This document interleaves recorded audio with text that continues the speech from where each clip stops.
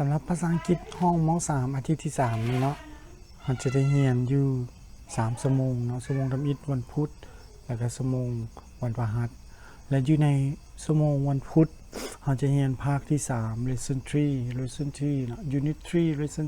3เกี่ยวกับ when I was young เนาะในหน้าที่34แต่ละคนติดตามเด้ออยู่ในปึ้มแบบเรียนนั่นแหละเนาะให้แต่ละคนจดบทเรียนและข้อที่อาจารย์จะให้จดบทเรียนนี่ก็คือจะมีข้อที่1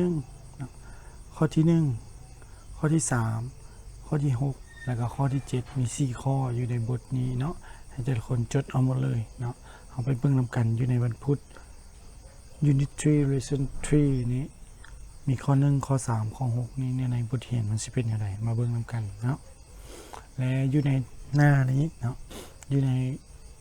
Lesson 3 บทที่3ของภาคที่3นี้ก็คือจะว่าเกี่ยวกับ when I was young เนาะและข้อที่อาจารย์ให้จดก็คือข้อที่1คำศัพท์ตัวนี้คืองูกันเลยเนาะเราต้องได้จดแล้วก็แปลพร้อมพากันอ่านเด้อม.3นะครับต้องอ่านให้ได้ไปซ้อมอ่านอยู่ในโทรศัพท์เนาะการออกเสียงมีอย่างต่างๆมันมีเนาะบ่เข้าใจจุดใดถามอาจารย์คืนเนาะแล้วจะมีข้อ1ไปข้อที่3ข้อ6แล้วก็ข้อ7และสำหรับข้อที่1ฮู้แล้วเนาะวันนี้ข้อที่3วันนี้ข้อที่3จะว่าเกี่ยวกับ read เนาะ read หมายถึงการอ่านเนาะตัวอย่างว่า read following a sentence about ทองอ่านเกี่ยวกับบทเรื่องของ Mr. ทองนี่เนาะทองที่ว่าตอนนี้เราเป็นอย่างไรเนาะรูปร่างของทองและก็อ่านจดเอามาเลยเนาะอยู่ในข้อที่3นี้วันนี้ไปข้อที่6กับข้อที่7มันข้อที่4บอเนาะข้อที่4บจดเอาอะไรอาจารย์จะอธิบายขึ้นข้อที่4นี่ไปข้อที่6พอถึงไวยากรณ์เนาะ grammar นำใช้ used to ในที่นี้หมายถึงเคยเด้อยกตัวอย่างว่า used to only for the past but do not use I used to for the present ตัวนี้จดเอาในตารางนี้เลยเนาะจดไปแล้วอาจารย์อธิบายเพิ่มเติมผู้ใดเข้าใจสามารถอธิบายให้หมู่ฟังช่วยอาจารย์ก่อนเนาะอาจารย์มีเวลาบ่หลายเนาะอาจารย์จะมาอธิบายการจดก่อนแต่วันนี้ไปข้อที่7นี่ก็จะว่าถึง read and practice ตัวนี้ก็อาจารย์จะให้แต่ละคนอ่านแล้วก็ลองฝึกซ้อมอยู่ในข้อที่7นี้มันจะว่าเกี่ยวกับบทเรื่องของทองว่าเราเป็นแนวใดเนาะอยู่ในนี่เนาะโอเคอยู่ในบทเรื่องข้อที่7นี้เนาะข้อที่7นี่ก็จดเอามาเลยเด้อจดแล้วก็ตัวนี้จะเป็นคำถามแต่ละคนลองสอบคำตอบอยู่ในบทเรื่องในเบื้องเนาะสำหรับบทเรียนวันพุธนี่ซ้ำนี่เนาะบัดนี้ไปตรงแรงวันพฤหัสบัดนี้เนาะในวันพฤหัสเราจะมีอีกแม่นบ่วันพฤหัสนี่เราจะไปเข้าภาคที่4เนาะ Unit 4 Lesson 1เนาะ They have just moved in next door ในหน้าที่38ภาคที่4บทที่1นี่อาจารย์ข้อที่จะให้จดก็คือจะมีข้อที่1ข้อที่4ข้อที่5ข้อที่6แล้วก็ข้อที่9แต่ละข้อมันจดเอาหมดเลยเด้อมาเบิ่งนำกัน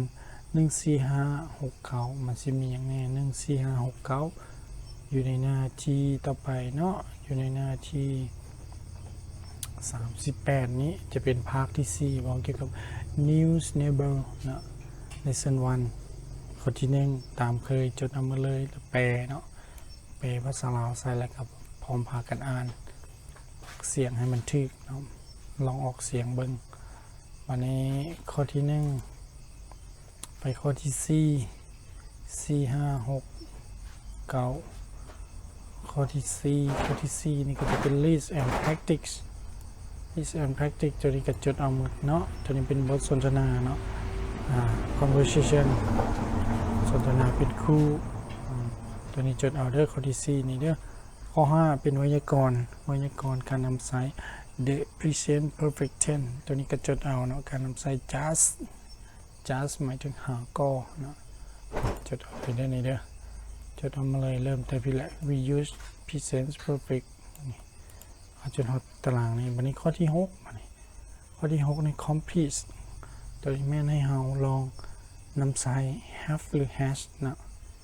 have หรือ has ใส่ในประโยคต่อไปนี้เนาะนี่ลองเฮ็ดเบิ่งจดแล้วก็ลองเฮ็ดเบิ่งปรึกษากันถามกันแล้วก็ลองเฮ็ดเนาะตามความเข้าใจเด้อบัดนี้ไปข้อที่9บัดนี้ข้อที่9นี่จะเว้าเกี่ยวกับไวยากรณ์คือเก่าแต่ว่าตัวนี้จะลงลึกเกี่ยวกับregular verb นะมี infinitive past และก็ past participle แล้ว verb เหล่านี้ให้แต่ละคนลองแปลเบิ่งเนาะยกตัวอย่างว่าคำที่1 clean มันแปลว่าหยังเนาะ finish แปลว่าหยังแต่ละทุกคำนี่ลองแปลเป็นภาษาลาวเบิ่งจดตัวนี้เป็น regular verb เนาะ regular verb ก็คือ verb ที่บ่มีการเปลี่ยนแปลง verb ปกติออกเป็นอย่างนึงเนาะและตัวที่2 ข้อ B แม่น irregular verb ตัวนี้ก็คือกันเนาะตัวนี้ก็ลองแปล irregular verb นี่เป็น verb บ่ปกติหรือ verb มีการเปลี่ยนแปลงรูปร่างจาก infinitive ไปเป็น past จาก past ไปเป็น past participle มันจะเขียนต่างกันเลยเนาะเห็นบ่นี่มันจะเขียนต่างกันเลยจะบ่คือกันฉะนั้นให้แต่ละคนลองแปลเป็นภาษาลาวเนาะยกตัวอย่างว่าบ้ายนี่แปลว่าหยังอยู่ใน irregular verb บ่ปกตินี่เนาะและโน้ตนี่ก็จดเอาเด้อโน้ตนี่เพิ่นสมเทียบให้เบิ่งการนำใช้เนาะซ้ำนี้เนาะสำหรับบทเรียนชั้นม.3 ในอาทิตย์นี้จดให้มาแล้วไปฮอดอาจารย์จะกวดปึ้มเอาคะแนนให้โอเคเนาะโอเคซ้ำนี้แหละ